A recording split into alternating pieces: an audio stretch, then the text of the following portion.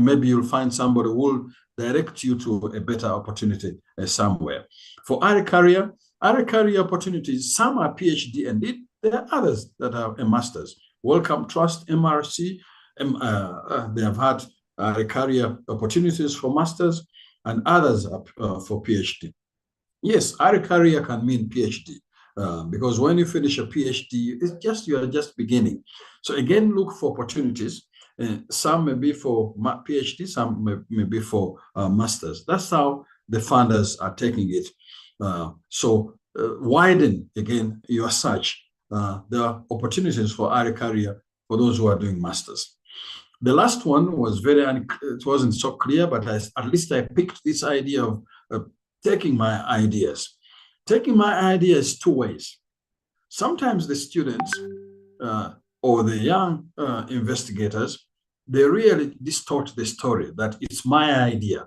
It has been taken away. If you come and join my research group, and we're working together, already I have a group I've invited you to do a master's, definitely you'll find some new ways of doing things. It could be that you are getting those new ideas together within a team. So it's your new ideas as a team.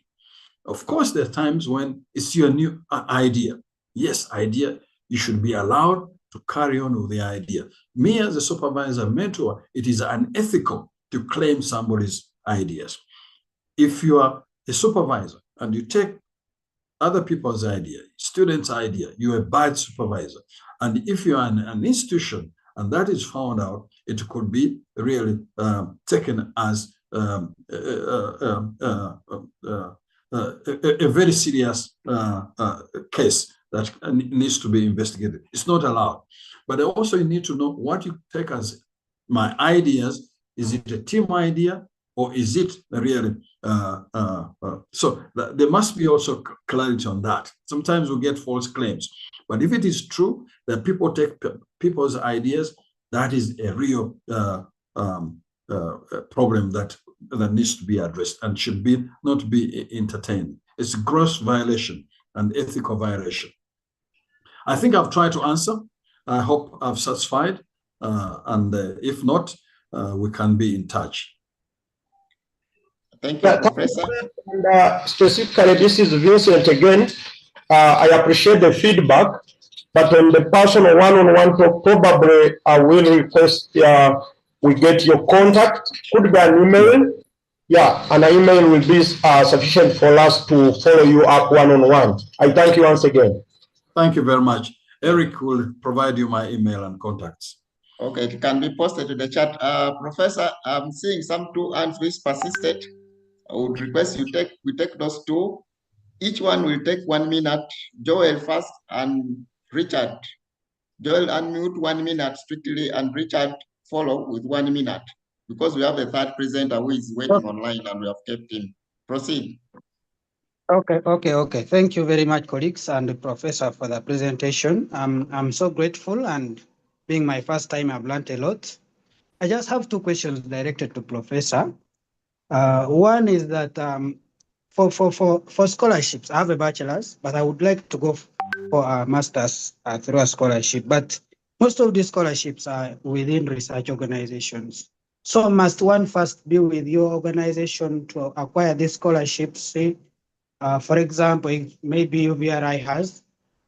Must one be doing internship from there to get these scholarships, or once you apply, you can qualify and get them? Secondly, is that we're still working with private, and research in private facilities is still low. How can colleagues in the private sector be hoped to also boost their research? Thank you. Okay, Richard, if you are on. Thank you, Chair, for the opportunity, and thank you, Prof, for the presentation. My name is Richard Damba Tomusime. I work with the Makerere University Water Program as the Technical Advisor Lab Services. Now, my quick question, 2 short questions. The first one, Prof, is about the routinely generated data in clinical settings, and how, from your experience, how such data and the personnel that routinely generate that data can easily spot areas that can be publishable, that can be published and of interest. So if you could just give us some highlights of some tips when people generate this pile of data, how they can get triggers that this area is good and this so that they can easily spot that areas that are publishable. I hope that is understandable. The other one, Prof, quickly about the funding. I don't know, you as our experts, have you put some effort in trying to get some local funding, maybe an NIH a local NIH of some sort? Is it Ministry of Science and Technology and whatever? So that if there is a fund where local scientists can go and apply and so forth, and they put a criteria, so that there is that initiative for developing local scientists, and it can be done. And maybe if it has not been done, then can it be something that can be thought about? Thank you, Prof. Back to you, Chair. Okay, we can have response to those two, and I'll try to check the chat if there is anything, and probably we'll end with the chat, one or two questions from the chat. But you can okay, these are very, very, very good questions. Scholarships, the majority of the people who train ourselves are working with us. But as I've said, we also sometimes advertise some of these opportunities so that we get external applicants. So it's both ways. I'm sure probably other institutions do the same. We don't have many, but we try it as much as possible. Others do look around. It's really, these things here being proactive, looking in many different areas. So ours are mostly, but to publish, you must publish something that is not known, that is new. Publication is adding to knowledge. So whereas we may have routine data, many times if data is properly corrected, it can be very useful. Poorly corrected data is useless. But at the same time, you must read around. If you have your data, what does your data add that is not known? It's very, very important. So routinely corrected data is important, and people publish it, and it's very, very useful for many times. But either know your subject and know where the gaps are, where the data could add. The other one is have hypothesis. We know many times when you have a hypothesis, you do research. But you could also do the other way. If we are thinking about something, can this data I have be able to provide the information that we require? But yes, the answer is yes. It's very, very important. And many people publish from routine data, but make sure you know the subjects around, that whatever you're publishing is new. Journals, good journals, publish new knowledge. So it's important. Funding, local funding, is a very, very important issue. And I've discussed it with the ministers, I've discussed it with many others, that Uganda, we are not doing very well. Many African countries are not doing very well in terms of local funding for research. We have created organizations that are funded. You create, you kill, you create another one, you kill. So it has been a serious problem. At one time, National Council provided Council for Science and Technology, provided funding through World Bank, people applied, that one ended. Uganda National Health Research Organization was created partly for that, it's not functioning. Others, especially in health, now we have STI. STI is more focused a little bit on innovation. There are some research they will not fund, it's focused on innovation. But I'm telling those in STI, we need to have a way of having a transparent and open way that people can apply for funding. Yeah. Recently, STI put up some calls, open, but we need to have a transparent, open way to broaden our funding, not only innovation. There are many research that we do that has helped our health, improve our health. It may not be real looking for a new product, a test or a vaccine or a treatment, but systems that is important. So unfortunately, this is something we need to discuss further at a higher level, maybe even with the president, that if you want to encourage research, we need, beyond STI, we need a body that will fund open so that proposals are peer reviewed and funded. We don't have it. I envy my colleagues in South Africa. They have the Medical Research Council that is doing very well, but we're not there. We shall continue advocating. To me, STI has done something, but it's not enough. And also we need to have a more transparent way of doing it. For the moment, it's unfortunate we don't have that, at least in the health research sector. Thank you. Okay. Thank you very much for the response and for your time. I was looking through the chat. VP, have you seen anything? I saw you are responding to some concerns in this chat.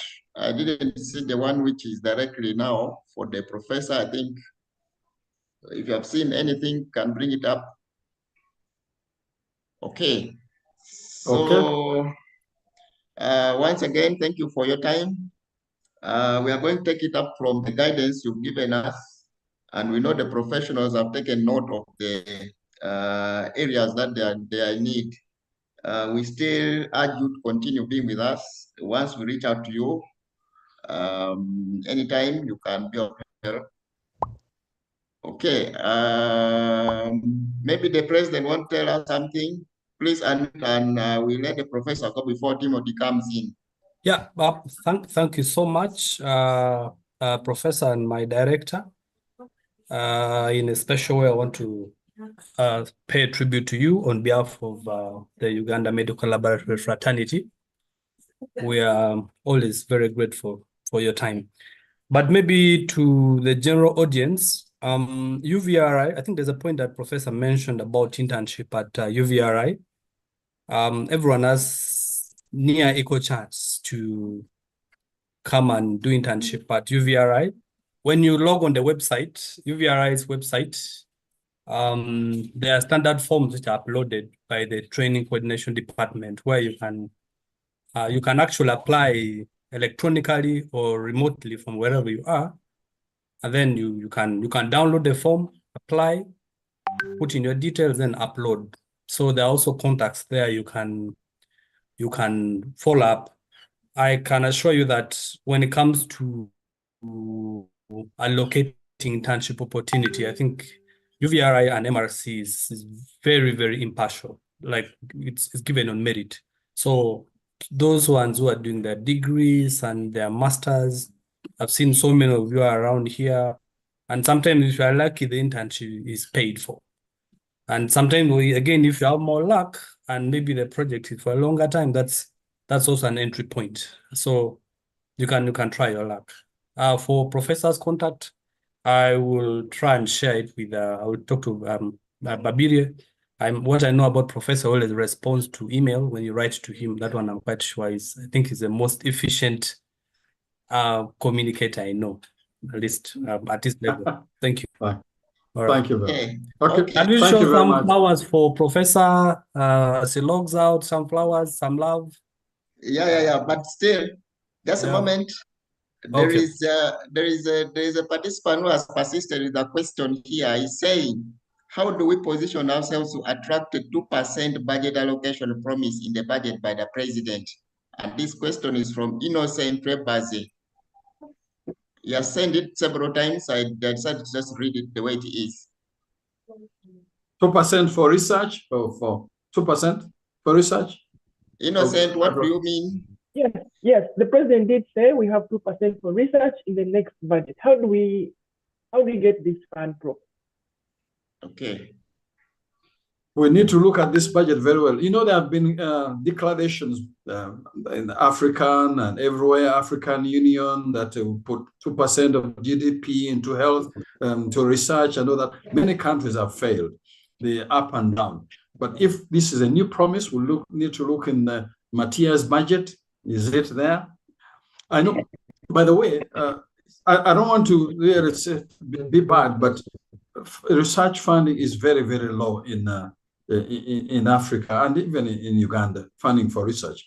I think STI recently has been very lucky. The president has really injected in money, and I hope they'll do a very good job. We have got some of the money to do some innovative work, but we need more. There are many good scientists who are looking for money, and they will need a more transparent way, peer-reviewed way, to give the best proposals some money, even if it is small money, seed funding. And I think we need to continue advocating for this. So thank you very much, and let me leave you to continue with your meeting. Thank you. Thank you, Professor. Thank you, and thank you. If you have time, you can follow up that presentation, but we are grateful for your time. Timothy Otala. Okay. Timothy, are you on? Yes, I am. I'll request just some guidance. If you can summarize your presentation, we have 20 minutes to 5. And if you don't mind, we give you 10 minutes, and then we have the 10 minutes to follow up the presentation, reaction or something, because of the overshooting of the time. But you can proceed. Okay. I'll request Rogers to share the presentation, please. Oh, okay. All right. In case he's delaying, maybe I can share, just in case. Please share to make it quicker. Please share to make it quick. Okay. Members, please confirm that you can see my screen. Yeah, the screen is on. Screen is on, but try to fit within the requested time if possible. All right. Yes, I will. I will. Okay. Okay. So I will not introduce myself because of time. I will straight away proceed to the presentation. Firstly, thank you, Melata, for organizing this, but also the careful choice of the presenters, especially the first two presenters. Thank you so very much. And so I was asked about how you can write an abstract. And the previous presenters did communicate on why we should write. So I will not go into this. Also, the reasons why people do not write, I think I'll not go into this because of time. It's important to note that as a country,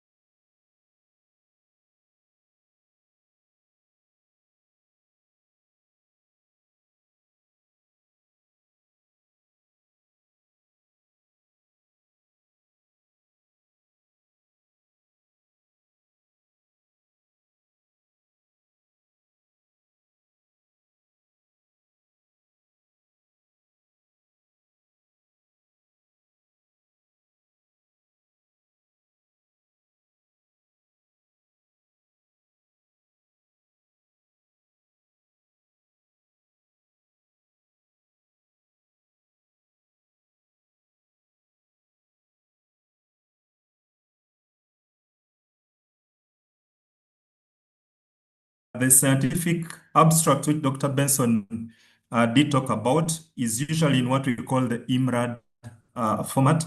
IMRAD is for the introduction, and then, of course, the method, the results, and then the discussion or the conclusion. But also there is what we call the other option B. For example, if some of you have looked at the call for abstracts for the Uganda Society of Health Scientists, there are actually these two options.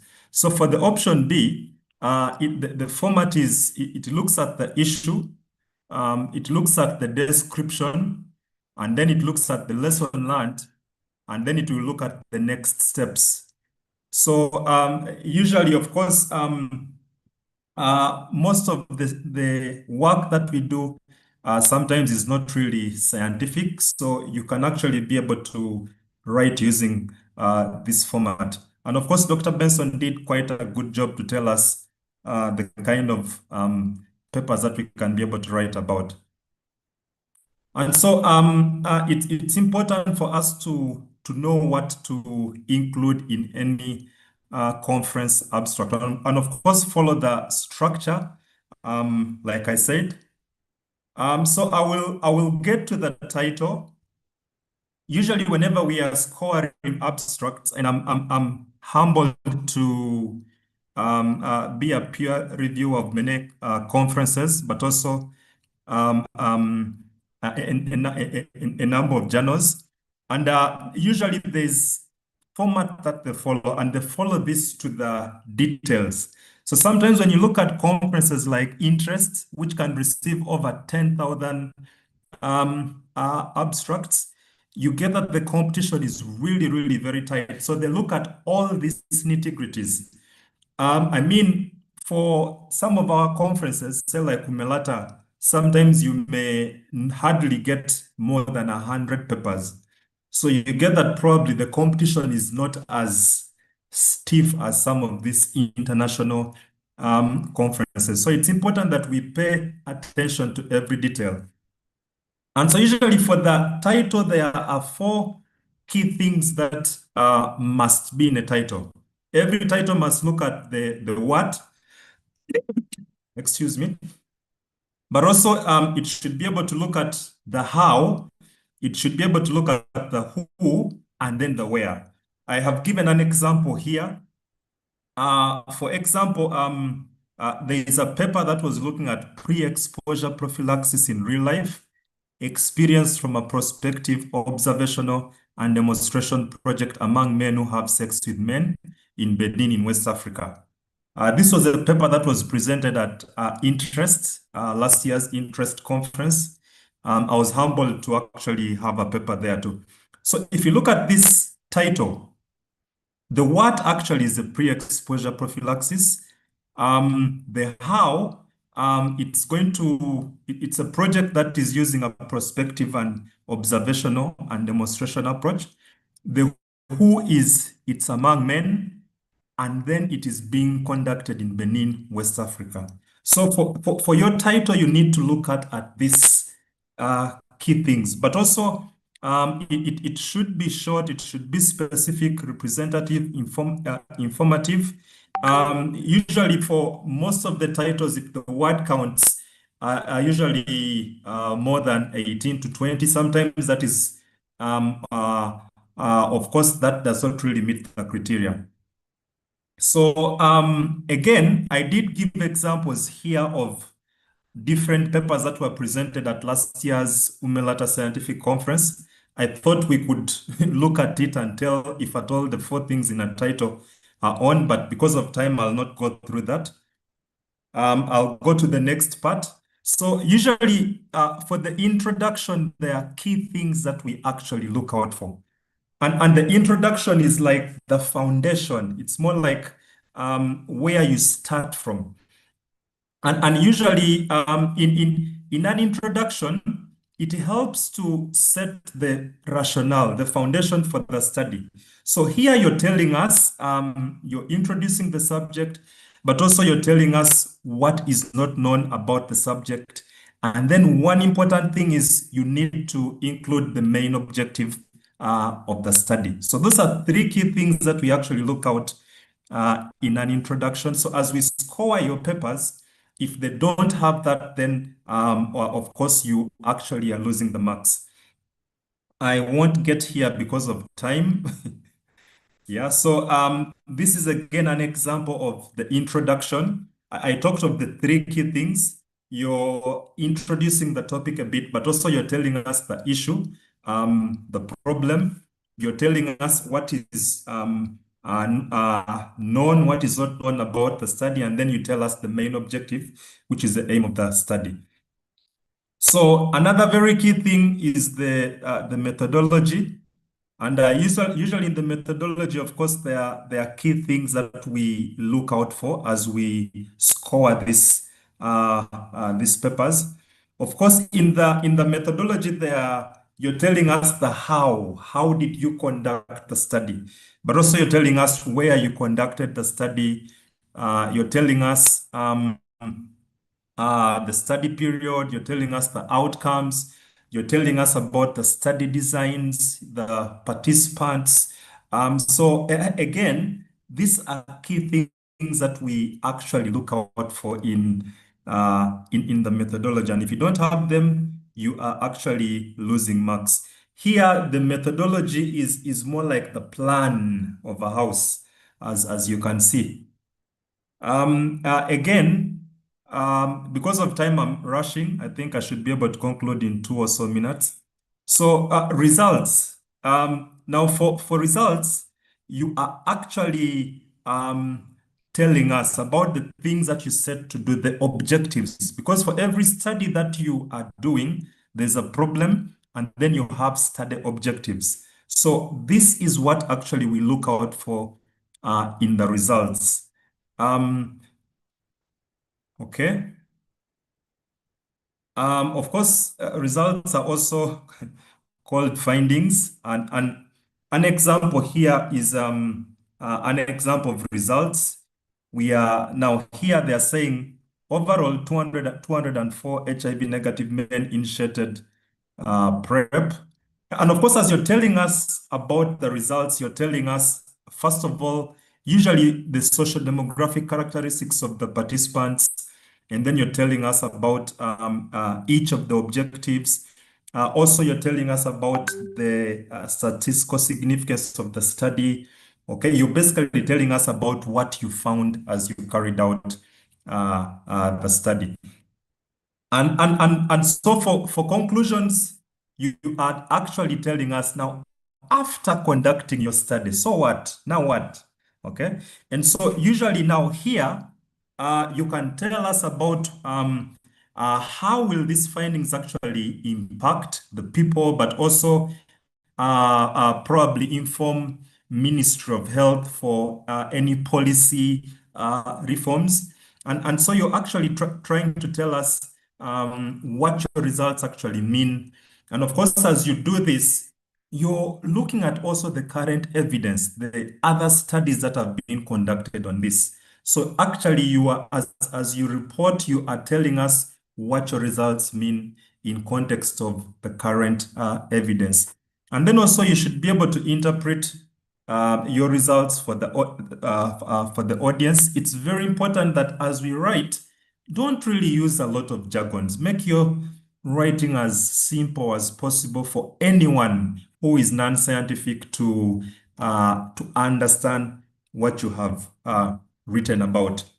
And so, like I said earlier, in conclusion, you're telling us what is the take-home message from your study, but also what are the implications in terms of policy, and also you're telling us more about the future, like recommendations of the study.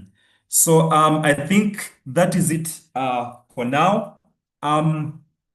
Maybe in just 1 minute, one of the things that we actually did, I know that the current chief scientific editor will want to pick it up from there, but Professor Kalebu did talk about, as you write, the right environment is important. And I know that we did start the journal clubs. Journal clubs is one of the areas that we can be able to improve. I know that we did establish the Uganda Writers Club. So it's something that we might want to pick on. And we might want to do this using the regional referral hospitals to see how they can be able to actually support the DLFPs, but also the lower facilities to see how they can be able to improve. The aspect of peer support is very important. And it's any upcoming scientist. I mean, you need to have mentors. I mean, I'm glad that Professor Kalev did emphasize on this, but also I am glad that Dr. Benson did talk about this. And again, as lab, we are seated on a mine of data. We actually should be the guys who are writing a lot. Let me give an example. Those who are implementing quality management systems are doing C2I. All these are things you can write about, okay? And then also the collaborations is very important. I'm glad that a few weeks back, the Uganda Medical Lab, Umlta, was able to meet with the Uganda Society of Health Scientists. I'm humbled to be a board member there. I mean, all the best scientists in this country actually have been made by the Uganda Society of Health Scientists. So we cannot do the things alone as lab. We need to collaborate with some of these guys. And then again, guys, never give up. Never give up. As you start writing, sometimes you'll send your paper and it's probably rejected. Do not give up. Find out why was it rejected, and try to see how to improve on some of those gaps. Writing is something that you keep improving, okay? And you have to keep going. It's important that we get started, but also we keep going. And I'm glad that Professor Caleb did talk about this. He said we need to be proactive. Ladies and gentlemen, I will end here because of time, but I'll request us, if you have time, please look at the Uganda National Research Outlook report. It was done in 2023. It's a good paper. It will be able to give you quite a lot of information on the Uganda research agenda. Thank you. I will end for now because of time. Thank you. Thank you very much, Timothy, for your elaborate and concise view on the scientific writing skills. Like you rightly said, we brought this up for professionals to prepare for the forthcoming UMLTA conference, which will be in Mbarara. And we encourage people to write as many abstracts as possible. This time we want the full house, and presentation should be for the whole 3 days. And I believe many upcoming scientists will join us in the 43rd scientific conference of the UMLTA. I'll call in 2 or 3 people. If you have something for Timothy, plus the previous presenter, please ask now before we can bring the meeting to an end. We have about 3 minutes to 5, but I think we can still extend a little. VP can guide, but it's time for Q&A for Mr. Benson, Dr. Benson. I don't know whether you're still on call, and Timothy, the last presenter. And okay, as we wait for the questions to come, I would like to call on to the NEC members who are around to unmute and say hello. NEC members who are around on call. Thank you very much, our Chief Scientific Editor, for the wonderful moderation. And I honestly appreciate the 150 of you who are still on this call, who have persisted. It shows the zeal, the search for knowledge, the search for wisdom. We don't take your attendance for granted, and we have really, really appreciate your coming to attend this presentation. I'm already calling it conference because it is a pre-conference presentation. And I wish we duly invite you for the 43rd conference at Mbarara, and such more presentations will be made there, and I am sure the quality will be very good because you've already attended to this presentation.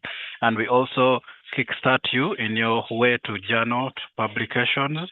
Authorship is your right, and you can be a first author, you can be a last author as well. We thank you very much, and we flag you off. The sky is the limit. Go and write. Anything you think you can write about, please write about it.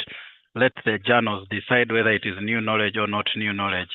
Write about anything you've found, because it will be new knowledge in your place where you are working. Thank you very much for attending, and definitely you'll get your CPD points uploaded.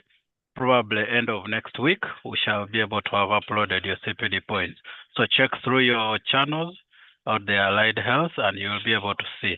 You qualify for 2 points for attending this session. And I wish you all very well, and God bless you all. Thank you. May I invite the President to give us his communication and also introduce some of the key partners we are working with for CPD. Thank you, Mr. President. All right. Thank you so much, and good evening once again, colleagues. I know it's coming to 5. Some of you are on the road. We don't take this for granted. Mr. VP and the Chief Scientific Editor, you guys both rightfully deserve the job. I'm very impressed. Can you just give some flowers to the two. I like giving flowers to good performance. Thank you, guys. So I do have a NEC member here. Babirie, are you on call? Matende, if you're here, I don't know. Okay. If the two and is there a NEC member on this call? Generation now and the next to come. Medical laboratory is here to manage disease outbreak through surveillance and through research. Medical laboratory, wonderful profession, the core of medicine.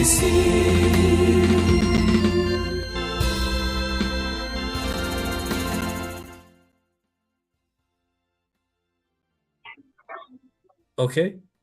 If so if Viola is not on call, but we have signed an MOU, Umlta has signed an MOU with ViaCap to be holding physical CPDs.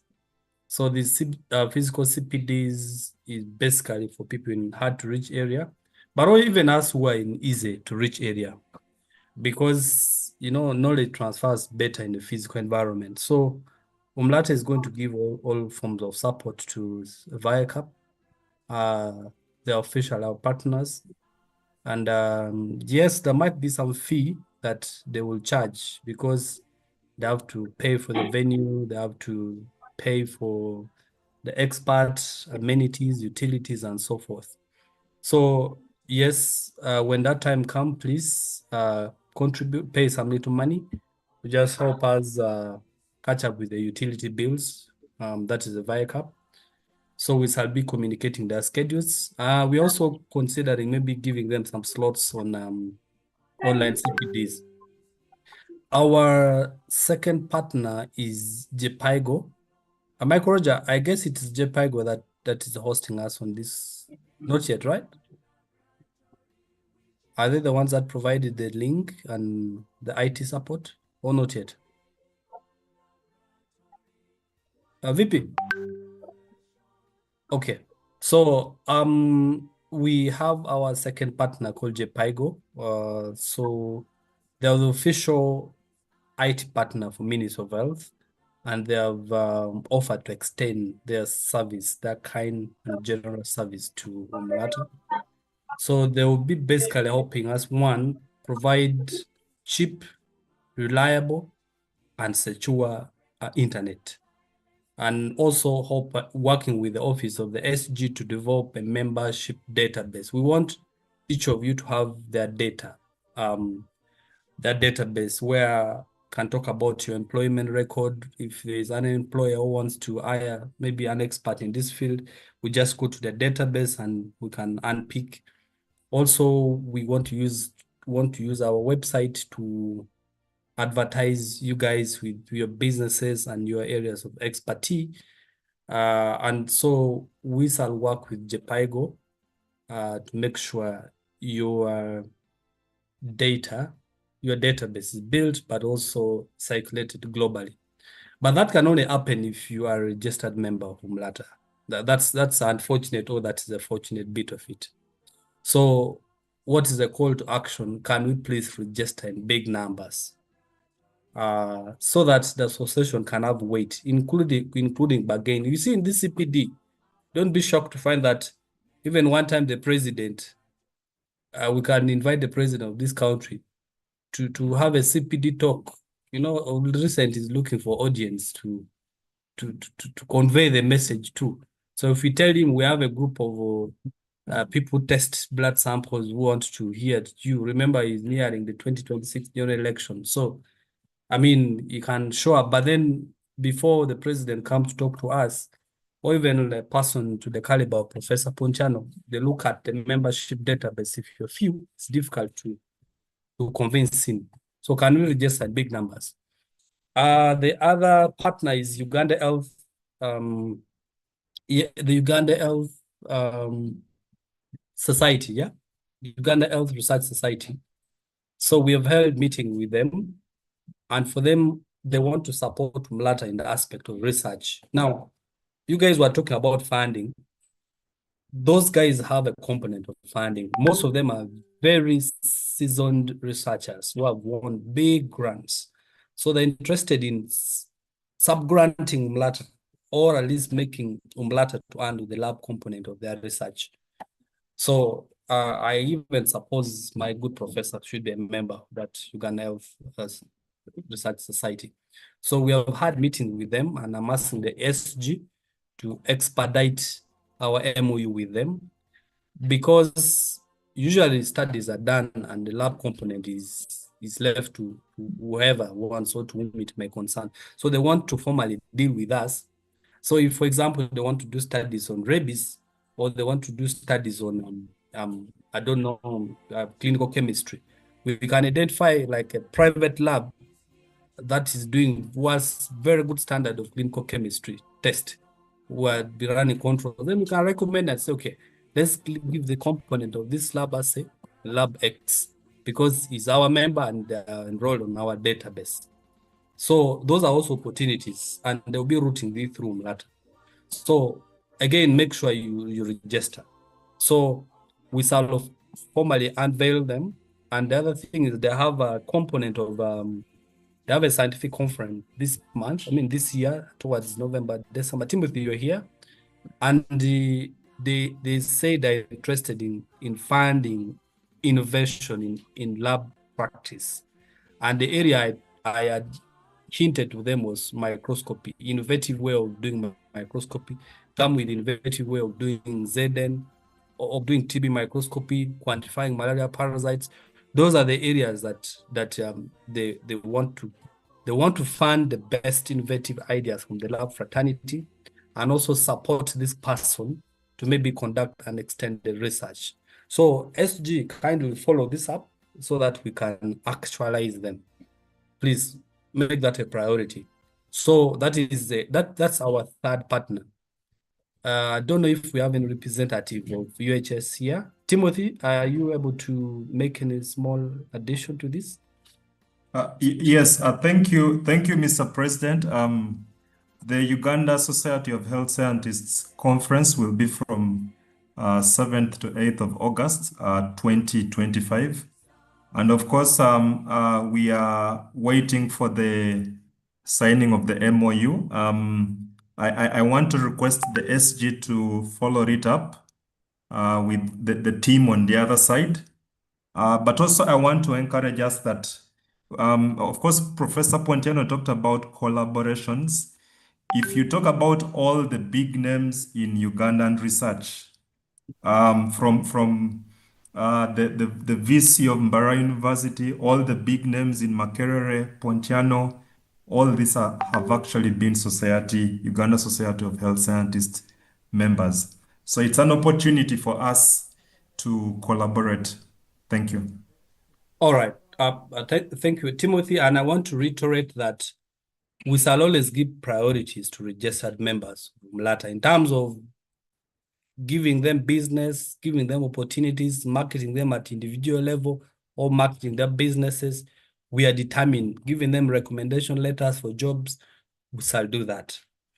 So I think that's our third partner. And let me make my last submission that Umlta is the official designated CPD coordinator for lab professional. This is the role that Allied Health Professional Council has given us.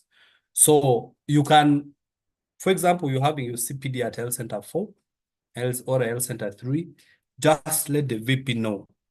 Let the VP know so that he can vet the content, and he proves that the CPD actually happened. He will always give some point. The point is, let Umlta know. Don't do your CPD and keep quiet with it. You can do it from wherever you are, but let Umlta be an integral part of your CPD. We can, with the IT, we can do this remotely. And you never know, we can give you some IT support from wherever you are. But please let us know. We have regional offices from Umlta so that the CPD points can be credited. We shall also write to the DHOs and the DLF and copying the DLF piece to let them know these positions about CPD. There are some things that we shall organize a meeting and more to do with policy, some of the goals and objectives of the association that we are currently pursuing, the redesignation of the DLF piece. That is our next item on the agenda, and getting our land back, the Umlta land. So it's good that we have set this CPD rolling. The VP is going to be sharing the schedules for the next couple of weeks. That is this docket. My last appeal is let us support the association. Where we are wrong, we apologize. Please feel free to correct us. And where we've done well, encourage us and appreciate us. You know, that's very, very important. I think that is it for me, and back to the moderator and our chief scientific editor. Yeah. Thank you, President. We have come to the end of today's presentations. I would like to thank the three presenters for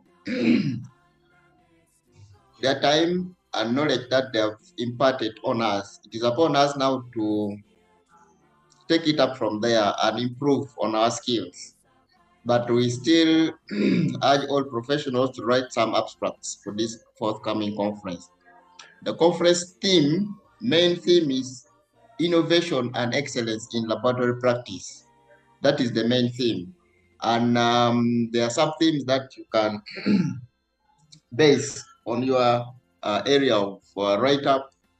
We have integrating emerging technology, things to do with AI in the medical laboratory. There is electronic interoperability and integration in health, quality management system, and accreditation, plus a few other sub-themes. I will encourage you to write some abstract. Our conference is slated from 6th to 8th November 2025 and it will be in Barara. I would love to acknowledge all the NEC members who attended. I saw Maureen Kisache, I saw Damali, our Vice President, the President himself, and we want to thank everybody who endeavored to stay up to this time. Unless if somebody else has something to say amongst the NEC members, we are coming to a close of our session. Anybody? Thank you so much, the Chief Scientific Editor. My name is Matende Henry, and I am the Deputy Secretary General for Umlta. I want to thank the President, the Vice President, and all the presenters who have given us knowledge today. Thank you so much, and all the members who have logged on to listen. Please continue doing so and keep getting knowledge. Umlta is here to serve everyone. Thank you so much. You're welcome, Henry. We noted that there's concern. The link for registration is requesting for so many things. And towards the end, there are things that are not doing well, where you are supposed to identify certain images, and most people are failing at that. So we need to take it as a secretary to improve. That is just a feedback. Vincent, quickly, you are not a NEC member, but if you have something burning, please, we have closed.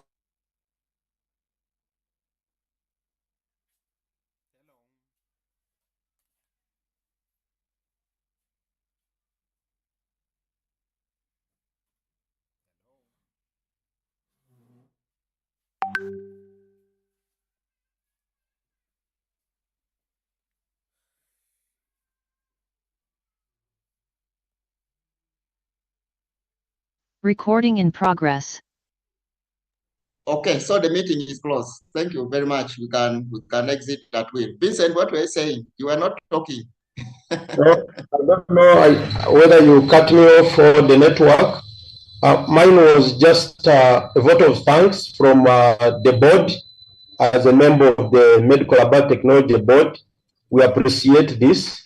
And the chair would have been here, but he had an engagement, a national engagement, and also to reaffirm to the NEC and the president at large that the board was inaugurated and it's already working, and we shall work together. I thank you.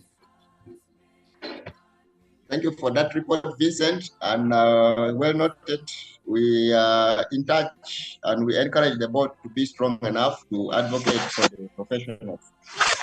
We are yet to organize a meeting of the board and the professionals that may come in later. The president and the team will share that in our subsequent engagements.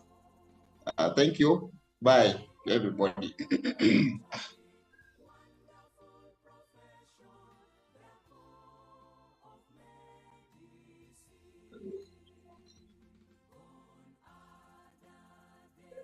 Of blind treatment, a nation, medical laboratory is here to breed the God. We no longer guess medical condition, medical laboratory we cherish and adore. Medical laboratory, wonderful profession, the core of medicine.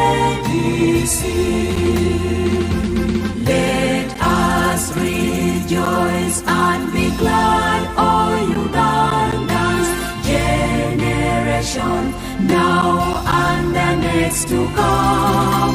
Medical laboratory is here to manage disease outbreak through surveillance and through research. Medical laboratory, wonderful profession, the core of medicine.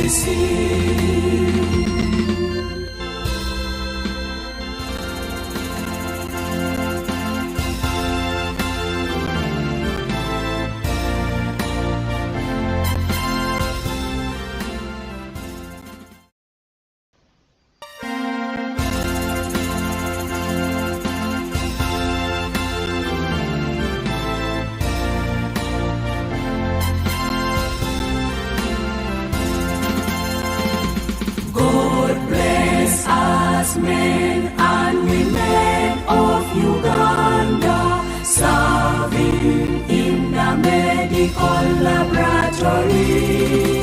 Bless us with knowledge and wisdom from above. Medical laboratory we cherish and adore. Medical laboratory, wonderful profession, the core of medicine. Gone are the days of blind treatment, a nation. Medical laboratory is here to breed the God. We no longer guess medical condition, medical laboratory we cherish and adore. Medical laboratory, wonderful profession, the core of medicine. Let us rejoice and be glad, all Ugandans, generation now and the next to come. Medical laboratory is here to manage disease outbreak through surveillance and through research. Medical laboratory, wonderful profession, the core of medicine.